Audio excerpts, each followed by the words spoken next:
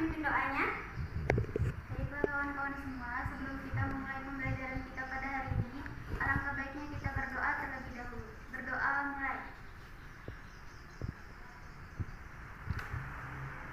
Doa selesai. Nah, semoga pembelajaran kita hari ini lancar dan Ananda semua dapat pelajaran yang bisa nanti Ananda terapkan di kehidupan nanti ya. Nah, Ananda, apakah ada yang tidak datang hari ini? Hadir semua, Bu. Bu cek dulu kehadirannya ya. Mana tahu ada yang tidak datang. Alifia Mailina, Hadir, Bu. Nurmaya, Hadir, Bu. Delva Delvira, Hadir, Bu. ternyata hadir semua ya. Iya, Bu. Nah, bagaimana kabar Anda pada hari ini? Alhamdulillah baik, Bu. Apakah Anda sudah siap untuk memulai pembelajaran kita pada hari ini? Siap, Bu. Sangat siap dong ya harusnya. Apakah Anda masih ingat dengan pembelajaran kita sebelumnya? Masih, Bu. Nah, kalau masih ingat, apakah yang kita pelajari pada minggu lalu? Pembuatan koloid, Bu. Nah, kalau pembuatan koloid berarti sebelumnya kita telah membahas tentang pengertian koloid ya. Nah, Iya, siapa Bu. yang masih ingat apa itu koloid? Maya, Bu. Maya, silakan. Koloid merupakan campuran heterogen antara dua fasa, di mana fasanya ada dua kan, Bu, tadi. Ada fasa pendispersi sama terdispersi, Bu. Nah, ya benar. Koloid adalah campuran dua atau lebih zat yang terdiri dari dua fasa, pendispersi dan terdispersi. Nah, siapa yang masih ingat berapa ukuran vertikal dari koloid? Bu, Delva, berapa? 1 sampai 100 nanometer, Ya, Bu. benar. Koloid ukuran vertikalnya 1 sampai 100 nanometer. Nah, setelah itu silakan perhatikan gambar yang Ibu tampilkan di depan. Ibu punya dua gambar. Yang untuk gambar A gambar apa? Agar-agar, Bu. Ya, agar-agar. Semuanya pernah makan agar-agar? Pernah, Bu. Bagaimana rasanya? Manis, Bu. Manis ya.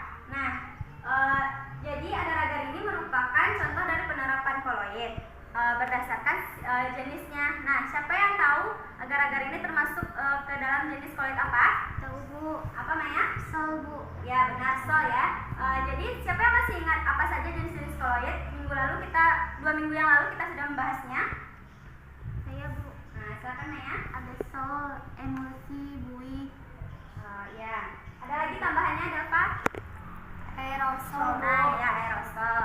Nah, selanjutnya untuk gambar yang B. Nah, silakan Anda perhatikan gambar apakah ini? Cahaya di tengah-tengah hutan. Ya, cahaya di tengah-tengah hutan. Nah, di sini ada pepohonan ya. Iya. Nah, jadi cahaya itu dapat kita lihat dia melewati celah-celah dari ranting-ranting ini ya. Iya, Bu. Nah, cahaya ini merupakan contoh penerapan koloid berdasarkan sifat-sifatnya. Iya, Bu. Nah, termasuk sifat apakah yang pada gambar ini? Efek tindal, Bu. Ya, benar, Delva, efek tindal. Nah, siapa yang masih ingat apa saja sifat-sifat dari koloid? Iya, Bu. Naya? Ada efek tindal, Bu. Terusnya gerak brown, Ya. absorpsi. Terus yang satu lagi elektroforesis. Nah, iya benar. Nah, jenis-jenis dan sifat-sifat koloid itu juga telah kita pelajari pada 2 minggu yang lalu. Nah, Ibu punya 4 gambar. Di sini yang pertama gambar apa? Es krim, Bu. Es krim. Nah, udah pernah makan es krim? Pernah, sering, Bu. Wah, Via sering ya. Wih, pasti enak dong ya. Ya, Bu. Nah, yang kedua gambar apa? Tinta buat Batik, batik ya. Yang ketiga? sirup Obat sirup. Yang keempat? kosmetik. Nah, kosmetik ini cewek-cewek pasti pada pakai ya.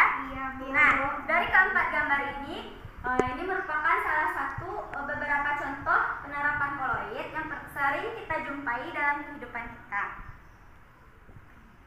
Nah, Ibu minta salah satu dari Ananda untuk membacakan tujuan pembelajaran. Ya, silakan Alifia. Baik, tujuan pembelajaran pada hari ini itu yang pertama, melalui diskusi kelompok siswa dapat menganalisis peranan koloid dalam kehidupan sehari-hari berdasarkan sifat-sifatnya dengan tepat dan benar. Kedua, melalui diskusi kelompok siswa dapat menganalisis penerapan koloid dalam industri dengan tepat dan benar, Bu. Nah, terima kasih ya Via. Nah, pada hari ini kita akan membahas tentang yang pertama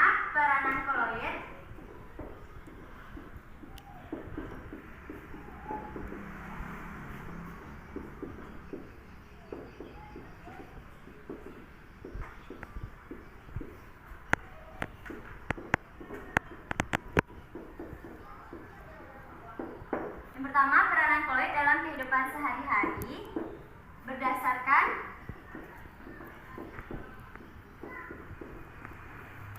sifat-sifatnya. Yang kedua, peranan koloid dalam industri.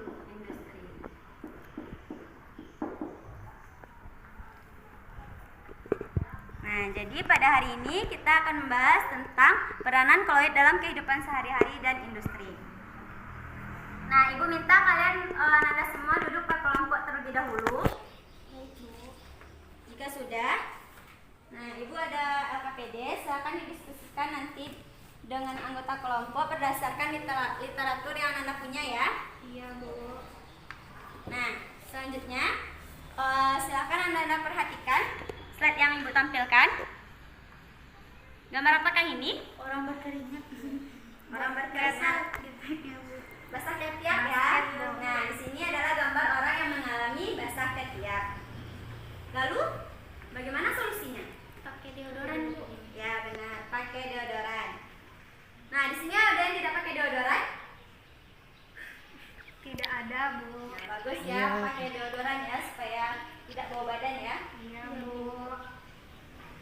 Nah, lalu apakah ada pertanyaan dari Anda semua? Kenapa deodoran dapat mengatasi bau keringat, Bu? Nah, Bau bagus badan. ya pertanyaannya. Nah, deodoran merupakan sistem koloid di mana dilihat dari bentuk deodoran tergolong kepada sol cair. Nah, di mana fase padat dalam deodoran ini akan terdispersi dalam zat cair. Deodoran merupakan salah satu contoh pada sistem koloid yaitu absorpsi. Nah, siapa yang masih ingat apa itu absorpsi? Maya, Bu. Maya? Absorpsi itu peristiwa penyerapan partikel, Bu. Ya, di sini jadi absorpsi adalah peristiwa penyerapan partikel-partikel koloid pada permukaan suatu zat. Dalam deodoran terdapat tawas, di mana tawas memiliki sifat absorpsi. Tawas di sini akan mengabsorpsi racun, kotoran, dan dapat mengabsorpsi bau badan sehingga menghilangkan bau badan tersebut. Pada deodoran mengandung seng peroksida, parfum, dan zat antiseptik yang dapat menghentikan aktivitas bakteri dan menghilangkan bau tidak sedap. Nah, selain tawas, deodoran juga biasanya mengandung senyawa aluminium seperti aluminium klorohidrat yang dapat memperkecil pori dan atau mengabsorpsi keringat. Nah, selanjutnya silakan Anda perhatikan slide di depan. Cuci baju, Bu. Ya, mencuci baju ya. Iya, Bu. Nah, di sini adalah proses mencuci baju dari baju yang kotor lalu dicuci terus menjadi bersih. Nah, bagaimana caranya deterjen ini dapat membersihkan baju yang kotor? Nah, silakan untuk menjawab pertanyaan ini, silakan Anda jawab LKPD yang ada di nomor 3. Anda diskusikan dengan anggota kelompoknya ya. Sudah? Sudah, Bu. Nah, jika sudah, siapa yang bisa menjawab untuk LKPD, soal LKPD yang nomor 3? Maya, Bu. Ya, Naya? Jadi, Bu, deterjen itu tersusun atas bagian kepala yang bersifat polar dan bagian ekor yang bersifat non-polar. Bagian ekor itu lebih suka berikatan dengan minyak atau lemak, sedangkan bagian kepala lebih suka berikatan dengan air. Jadi ketika sabun dilarutkan dalam air, maka molekul-molekul sabun atau deterjen itu akan mengadakan asosiasi dan orientasi karena gugus nonpolarnya saling terdesak sehingga terbentuk partikel koloid. Bagian kepala atau hidrofil akan menghadap ke air, sedangkan bagian ekornya akan berkumpul mengarah ke dalam. Ya, benar ya jawaban dari Maya. Apakah ada jawaban yang lain berbeda dari kelompok lain? Sama, Bu. Sama ada apa? Ya. Sama, Bu. Nah, kalau sama, silakan lanjutkan mengisi LKPD-nya untuk soal yang nomor 1 dan nomor 2. Baik, Bu. Bagaimana Alicia? Ada kesusahan? Tidak, Bu. Ini di sini ya kayak gini kan? Ya, kita silang-silangin aja, cocok-cocokin, bikin panahnya. Bagaimana Maya? Bisa Bu. Bisa?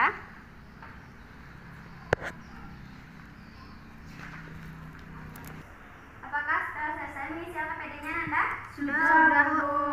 Nah, baiklah kita jawab bersama-sama ya untuk pertanyaan nomor 1. Siapa yang bisa? Itu ada 4 buah gambar, nanti kita cocokkan. Siapa yang bisa jawab? Bu, ya Alifia, untuk gambar yang pertama itu gambar apa? Cat Bu. Ya, gambar cat. Cat itu termasuk kepada contoh koloid. Pelindung Bu. Nah, ya benar. Bagaimana yang nomor 2? Dua gula Bu, termasuk absorpsi.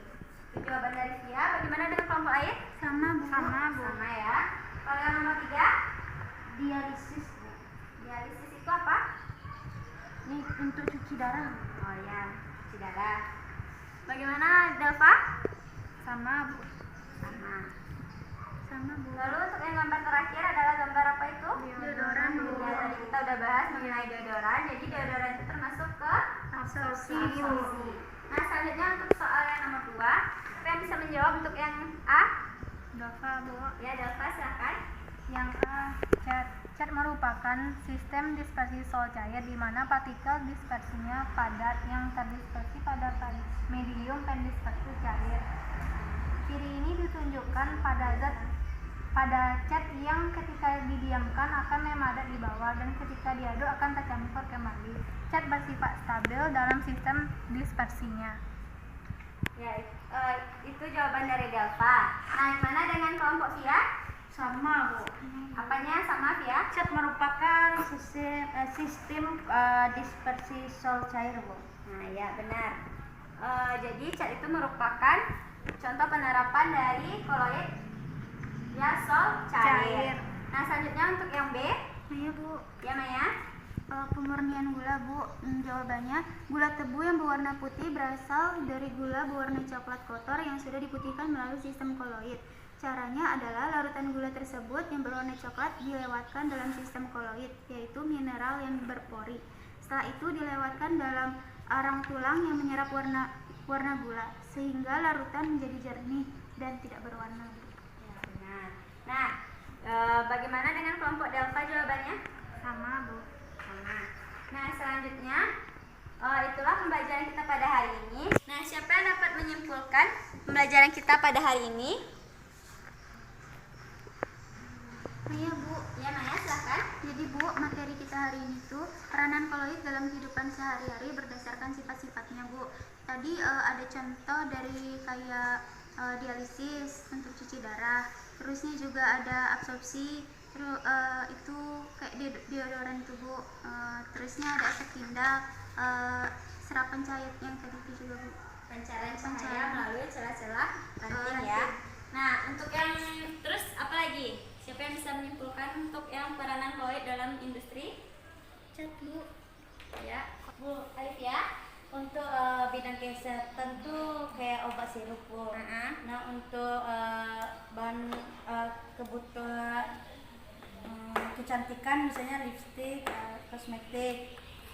Terus untuk industri makanan kayak es krim, agar-agar itu.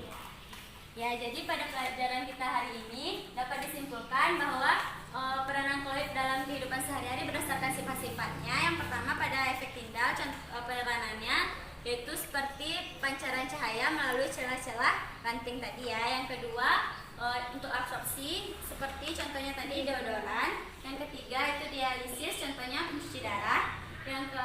Yang keempat koloid pelindung, contohnya yaitu seperti cat ya. Nah, untuk peranan koloid dalam industri, yang pertama peranannya pada industri makanan.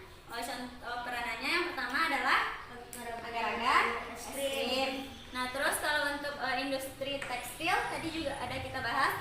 Contohnya cat. Industri tekstil, Kosmetik. kalau tekstil itu kayak batik Bu tadi kan. Nah, terus untuk kesehatan obat sirup, terus yang untuk kecantikan kosmetik. Nah, baiklah, selanjutnya di sini ada beberapa soal evaluasi untuk menguji kemampuan Ananda, seberapa pahamkah Ananda dalam materi yang telah Ibu jelaskan tadi. Nah, untuk soal yang pertama, peristiwa berikut ini pembentukan delta muara pada muara sungai, terus yang kedua pemurnian gula pasir, penyembuhan sakit perut oleh norit, penjernihan air. Nah, yang merupakan contoh peranan koloid koagulasi adalah, nah, siapa yang bisa menjawab? Nah, untuk Maya, bagaimana? Apa jawabannya?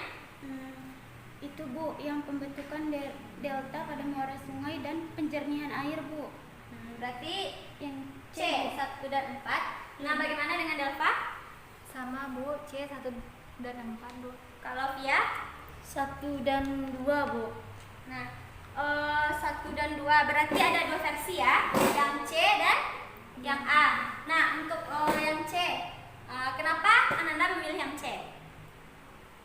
Karena pembentukan delta pada muara sungai, karena koagulasi merupakan suatu keadaan di mana partikel-partikel koloid itu dapat membentuk suatu gumpalan yang lebih besar Bu. Dan gumpalan ini disebabkan oleh beberapa faktor, antara lain seperti penambahan zat kimia atau enzim tertentu.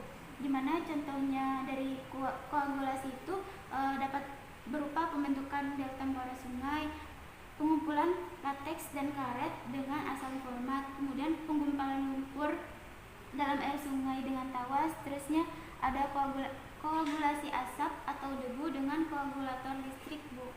Makanya jawabannya 1 dan 4. Oh gitu, berarti jawabannya 1 dan 4. Bagaimana Alivia? Alivia tadi menjawab 1 dan 2 ya. Jadi jawaban Alivia kurang tepat ya. Nah, selanjutnya untuk soal nomor 2, silakan dibaca Delva. Berikut ini adalah contoh peranan koloid pada peristiwa-peristiwa koagulasi partikel koloid, kecuali B. Pengobatan sakit perut. Bagaimana jawaban dari Nur Maya? Sama Bu. Sama. Alivia? Sama Bu. Nah, kenapa jawabannya sama? Ada yang bisa mengungkapkan pendapatnya? Bu. Ya, Delva? Karena beberapa contoh peranan koloid dalam koagulasi dalam kehidupan sehari-hari ini dan dunia industri, yaitu yang pertama, pembentukan delta muara sungai terjadi karena koloid tanah liat atau lepung dalam air sungai mengalami koagulasi ketika bercampur dengan elektrolit dalam air laut. Yang kedua yaitu karet dalam lateks digumpalkan dengan penambahan asam format. Yang ketiga, lumpur koloidal dalam air sungai dapat digumpalkan dengan penambahan asap atau debu dari pabrik atau industri digumpalkan dengan alat koagulasi listrik dari cutrel. Sedangkan pengobatan sakit perut ini merupakan contoh dari absorpsi. Oke, jadi jawaban Anda semua benar ya, yaitu yang merupakan yang bukan merupakan contoh dari peristiwa koagulasi, yaitu pengobatan sakit perut atau norit. Nah, selanjutnya soal yang nomor 3, silahkan dibacakan Nur Maya. Salah satu peranan koloid yaitu pembuatan sol atau FeOH 3 kali dilakukan dengan cara A. Mekanik, B. Peptiasi, C. Kondensasi, D. Hidrolisis, E. Presipitasi. Nah, bagaimana jawabannya? Jawabannya D Bu. D. Nur Maya menjawab D. Bagaimana dengan kelompok lain? B, Bu. Delva B. Lalu Alivia? Sama Maya Bu, D Bu. Nah ya. Kenapa Delva menjawab B? Karena menurut Dova salah satu peranan koloid yaitu pembuatan sol FeO3 dilakukan dengan cara peptiasi, Bu. Kalau menurut Nur Maya, kenapa menjawab D? Karena itu Bu, reaksi hidrolisis adalah suatu reaksi suatu zat dengan air, di mana contohnya adalah pembuatan sol itu sendiri Bu. Oh gitu. Jadi jawaban yang benar adalah jawaban dari Nur Maya ya, yaitu merupakan reaksi hidrolisis yang D. Nah, selanjutnya untuk soal terakhir, Tapi sebelumnya bagi Ananda yang sudah menjawab betul, nanti Ibu kasih nilai +5 ya. Nah, ini silakan dibacakan Delva. Sabun merupakan emulgator yang baik untuk campuran minyak dan air. Hal ini disebabkan karena sabun mempunyai ujung liofil dan liofok. Bagaimana jawaban yang lain? Sama, Bu. Nah, karena Anda semua memilih jawabannya C, siapa yang dapat mengemukakan pendapatnya? Mengapa Anda memilih jawaban yaitu mempunyai ujung liofil dan liofok? Ya, pada Delva. Silakan Delva. Karena liofil yaitu koloid yang suka pelarutnya, sehingga antara medium terdispersi dengan pelarutnya bersatu dengan baik. Contohnya agar-agar. Koloid liofok yaitu koloid yang tidak suka pelarut, sehingga cenderung bersifat tidak stabil. Contohnya sauberang. Sabun mengandung kedua bagian liofil dan liofok dalam molekulnya yang suka pelarut dan bersifat polar, sehingga larut dalam air. Yang tidak suka air yaitu bersifat non-polar, sehingga larut dalam lemak. Sehingga satu molekul bisa larut dalam senyawa polar dan senyawa non-polar, maka kedua zat tersebut dapat bercampur. Nah, benar sekali ya jawaban Anda, yaitu sabun merupakan emulgator yang baik untuk campuran minyak dan air. Hal ini disebabkan karena sabun mempunyai ujung liofil dan ujung liofok. Nah, sekian pembelajaran kita pada hari ini. Alangkah baiknya kita ucapkan hamdalah terlebih dahulu. Alhamdulillahirabbil alamin. Semoga apa yang kita pelajari hari ini dapat bermanfaat bagi kehidupan kita. Sebelumnya mau mengumpulkan LKPD-nya dulu. Sudah selesai kan semuanya? Sudah, Bu.